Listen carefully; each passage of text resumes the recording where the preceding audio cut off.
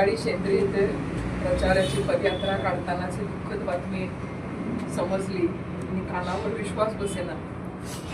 हा जो फोटो दिसतोय आम्ही 2-4 दिवसापूर्वी अतिशय हौशेनं आणला की नवीन पार्टी ऑफिसमध्ये आता दोन्ही पार्टी जवळजवळ एकत्रितपणे काम करायचा निर्णय झालाय. तर दादांचा फोटो लावायचा असं वाटलं नव्हतं की या फोटोला आहार घालायची वेळ येईल.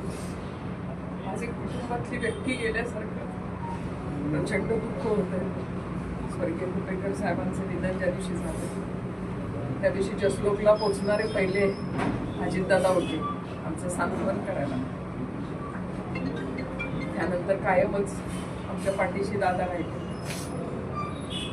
आज मला खूप वाईट वाटतंय. एक आमचा सर्व राष्ट्रवादीच्या कार्यकर्त्यांचा जरी विभक्त झालो तरी एक स्वप्न होतं अजितदादांना या महाराष्ट्राचे मुख्यमंत्री झालेलं बघायचं. आज ते आमच्या सगळ्यांचं स्वप्न अपुरं राहिलं आणि असा अचानक दादांनी निघून जाणं हे प्रचंड दुःख देणारा, चटका लावणारा हा दादांचा एक्सिट.